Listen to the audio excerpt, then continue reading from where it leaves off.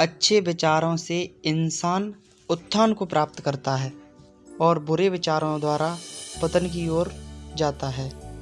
पर जब मानव पूर्ण गुरु की कृपा द्वारा अपने भीतर उस ब्रह्म शक्ति को जान लेता है तो उसके नकारात्मक विचार सकारात्मक विचारों में बदलने शुरू हो जाते हैं।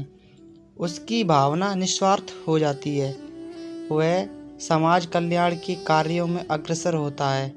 अतः ब्रह्म ज्ञान द्वारा ही इंसान स्वयं और समाज का उत्थान कर सकता है। समाज में फैली हर बुराई का समाधान है ब्रह्म ज्ञान। जब एक इंसान अपने अंदर ईश्वर का साक्षात्कार करता है तो वह जान जाता है कि वह किसी से जुदा नहीं, न ही कोई और उससे अलग है।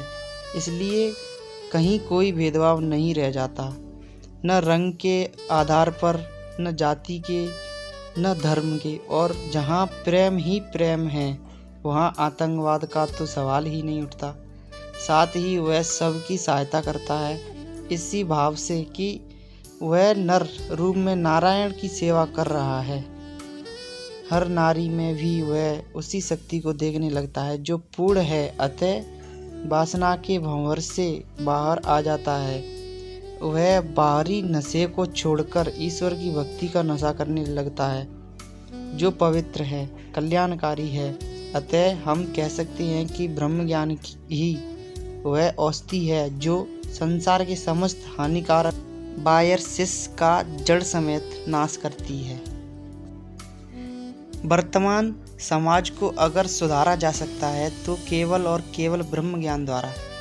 गुरुवर श्री आशुतोष महाराज जी की कृपा से दिव्य ज्योति जागृति संस्थान ने यह कर भी दिखाया है।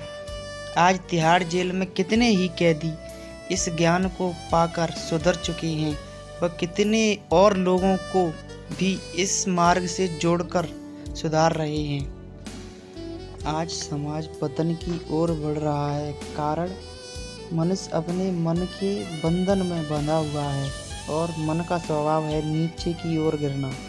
लेकिन जब मनुष्य ब्रह्म ज्ञान में दीक्षित होता है तो अपनी अंतः स्थित आत्मा का दर्शन कर लेता है।